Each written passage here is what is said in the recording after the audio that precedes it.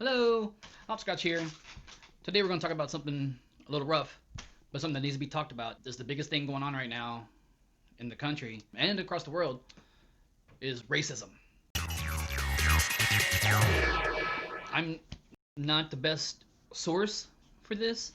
I'm white. I don't know what it's like to be black and to experience racism every day. I hate to admit it, but I am one of those white people that was stuck in a bubble full of mostly other white people who are very compassionate and caring and not racist. So in my world, I thought racism was fading away into the annals of history. Obviously not. This jackass got put into power and stirred up the hornet's nest of hate that is now permeating the country.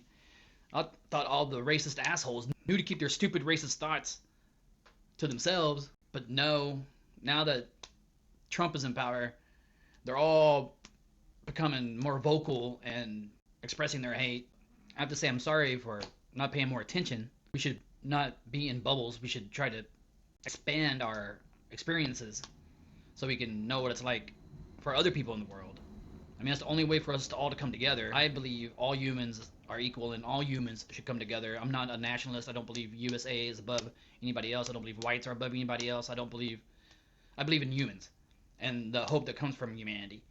And I hope that we can all treat each other equally and all help support each other and lift everybody up with love and compassion. If you want a better idea of what racism is really like, then go straight to the source. Listen to the people of color. There are tons of people of color who have written about their experiences, made films about their experiences, and the only way to really understand is to listen to them. The New Jim Crow by Michelle Alexander, Me and White Supremacy by Layla Saad, So You Want to Talk About Race by Ijeoma Oluo, Between the World and Me by Ta-Nehisi The 13th by Ava DuVernay on Netflix is a great documentary about the origins of police and incarceration with the black community. Contribute to organizations if you can. Every little bit helps, and even $5, $10, if everybody does that, then it adds up to a lot of money. Everybody can help. Organizations you can help support or learn from, Black Lives Matter, of course. Then also here in Portland, we have Black Resilience Fund, and we also have Shoot PDX, two great organizations that help the black community here in Portland. And I would check around your own community because now all over the world, and there's tons of organizations now that have stepped up to take this into account and try to help people of color who have not had that kind of help throughout their lives.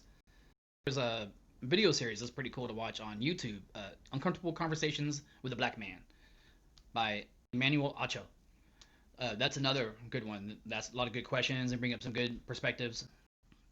People will say there's not systemic racism, but there obviously is.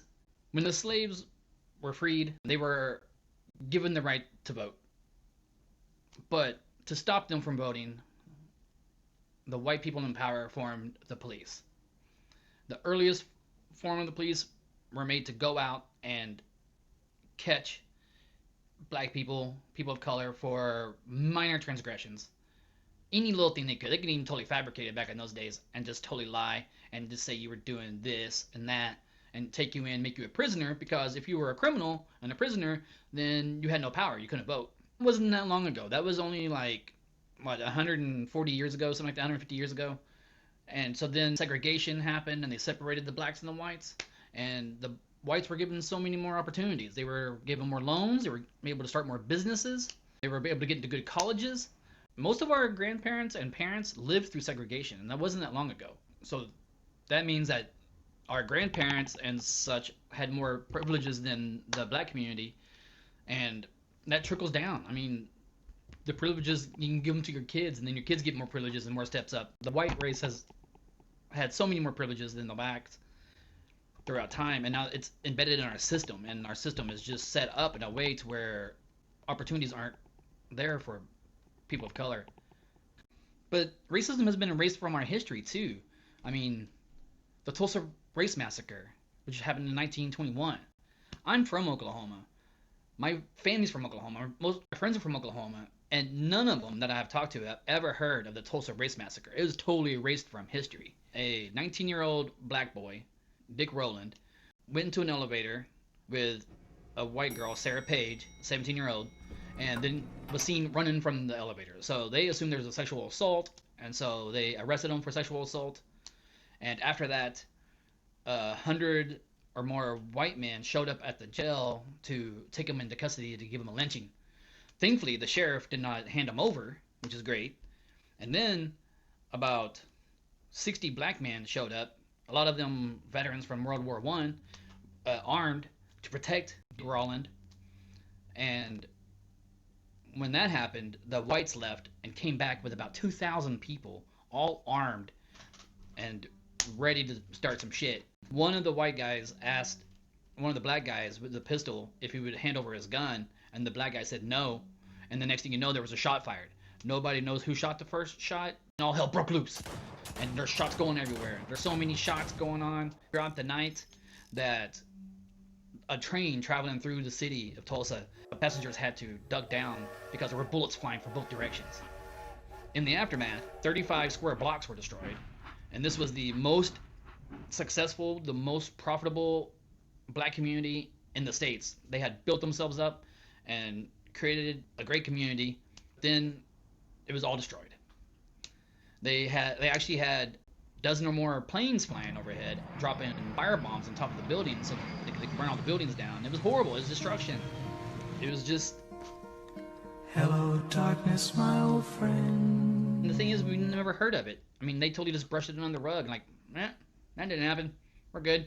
We're good. We're white. It's good. Yeah, during the Tulsa Race Massacre, there were over 800 people admitted to the hospitals. It's reported to have over 300 deaths. 6,000 black residents were interned. Over 10,000 blacks were homeless. I mean, it's messed up. And it's erased from history.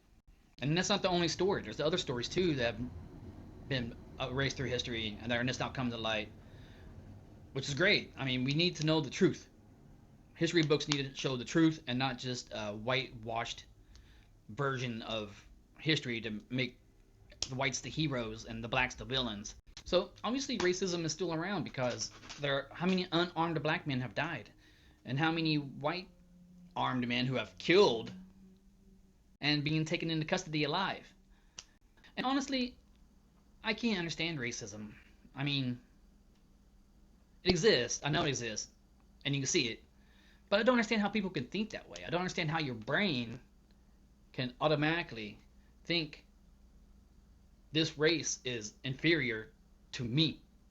This whole group of people is inferior to me simply because of my origins and my color of my skin. It makes no sense to me. I just don't understand it. Yet it happens, and there are people out there who will kill other people because of it. And that's another thing. I don't understand the hate in itself, but I really don't understand the killing. I mean, not only do you hate them and think they're inferior, you think they should die. Like they don't even deserve to live. That's fucked up. That is some mental problems that they got going on. I don't know. That shit's fucked up. But on the hopeful side, I like to end this on a hopeful note, is there are more people who are compassionate and kind than there are people who are full of hate and divisiveness. Anytime you go to these protests, you'll see, if it's a free speech protest by the white supremacists, the counter protesters are 5 times as many. There's so many more people. The Black Lives Matter protests are always enormous, whereas it's a small minority of people who are being shitheads, racist assholes who are fucking things up and wanting to kill everybody and all this stupid shit. So I have hope. I have hope that the majority of us who actually do love each other and want everybody to succeed will overcome the hate and overcome the divisiveness, and we'll spread the love. If we all help each other, we can all lift each other up, and we can all succeed and have a great life.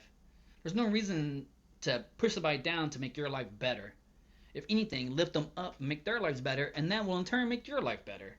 We can all help each other. We can all spread the love and help each other. All right. Peace. Peace. Peace.